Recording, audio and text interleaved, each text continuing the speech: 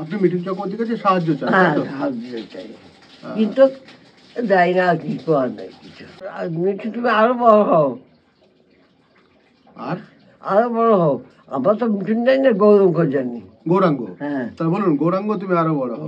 গৌরঙ্গ, তুমি আরো বড় হও, Thank you. আরো বড় হও। আমি চাই যে তুমি সুখে থাকো, ভালো থাকো।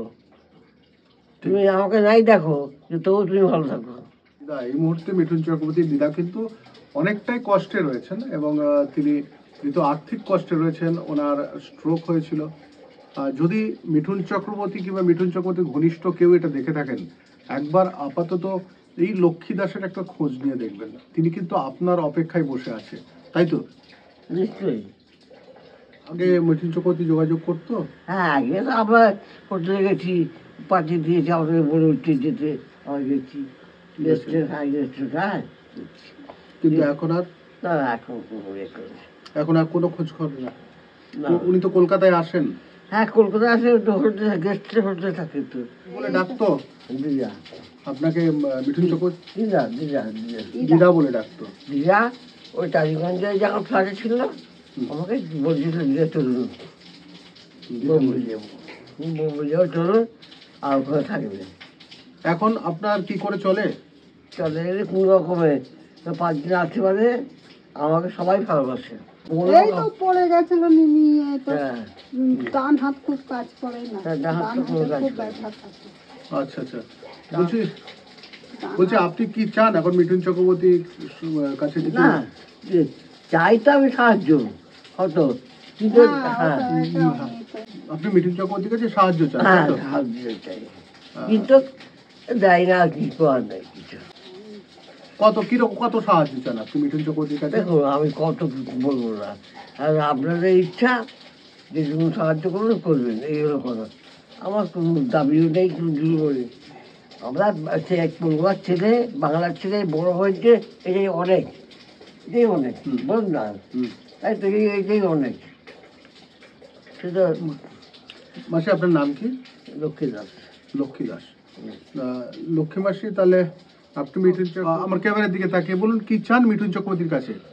না, চাই যে সে বড় হয়েছে, যে আমি চাই, খুব খুশি, কিন্তু কিছু দেয় আমাকে, গরিবকে বলতে জানে যে আমি এই ঘরে ছিলাম, এই ঘরে আছি, ওরা টালিগঞ্জে গেছে, টালিগঞ্জে আমি কি কত বলেছি, দেয়া চলুন আমাদের এই বোম্বে। ও মা বলো, কি যাবে কি বাবা? দেয়া বলে, কেন? দেখো সিনেমা দেখে আমি অল্প বয়সে বিদ্যা হয়েছি, অল্প বয়সে আমার স্বামী মারা গেছে। অল্প বয়সে স্বামী মারা গেছে? হ্যাঁ, একটাই ছেলে, আমার ছেলেকেও ব্রেন স্ট্রোক, সেও দেখেনি, যে তার ক্ষমতা নেই। আচ্ছা, বলছি মিঠুন চক্রবর্তী কি খুব বড় রাজনীতিবিদ ছিল, নকশাল? না, না, নকশালটা এখন ছিল না, তো নকশালটাই আমি যাচ্ছি, কেননা সবাই বলে যে মিঠুন চক্রবর্তী নকশাল করতো। না, না, না, নকশাল ও বাড়ি সার্চ করেছে, আমি শুনুন, বাড়ি আমি যে জানি, যেটুকু জানি, বাড়ি সার্চ করেছে। কারা? পুলিশ? হ্যাঁ, হ্যাঁ, আমার শুধু এবার নয়, প্রায় এরকম লোকে বাড়ি সার্চ করেছে। তারপরে আমাদের গুটির একটা রাস্তা আছে, কাছাকাছি চল, ওইখানে যেত, ওই বাস্তি লাগিয়ে কাজ করতে হচ্ছে। শেষ কবে চলে গেছিল মিঠুন চক্রবর্তী এখান থেকে? আমি তো নকশাল দিয়ে করতাম তখন? হ্যাঁ, এই কখন? মাঝরাতে? হ্যাঁ, তো ওইরকম হবে, ওর মাই পাঠিয়ে দেয়। ওর মা পাঠিয়ে দেয়? হ্যাঁ। মিঠুন চক্রবর্তী বাবা নাকি মিঠুন চক্রবর্তীকে খুব অপছন্দ করতো, মানে ও প্রচন্ড অপছন্দ করেনি, ছেলে বড় হয়েছে সবাই চায়, কিন্তু এই মাঝখানে জমিদারকে বিয়ে থাকা করে একটু, জমিদারকে বিয়ে করে না, জমিদাবালিকে একটু অপছন্দ করেছিল, তারপরে ওর বাবা এখানে ছিল।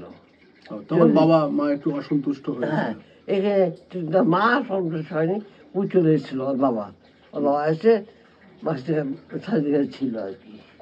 আচ্ছা আচ্ছা আচ্ছা, মাস্টার ছিল। তাহলে মিঠুন চক্রবর্তী আরো বড় হোক এটা চাইছেন? হ্যাঁ, নিশ্চয়ই, নিশ্চয়ই, আমি চাই বড়। আপনি একটু নাম ধরে বলুন যে মিঠুন তুমি আরো একটু বলে দিন না। হ্যাঁ, আর মিঠু, তুমি আরো বড় হও, আর আরো বড় হও।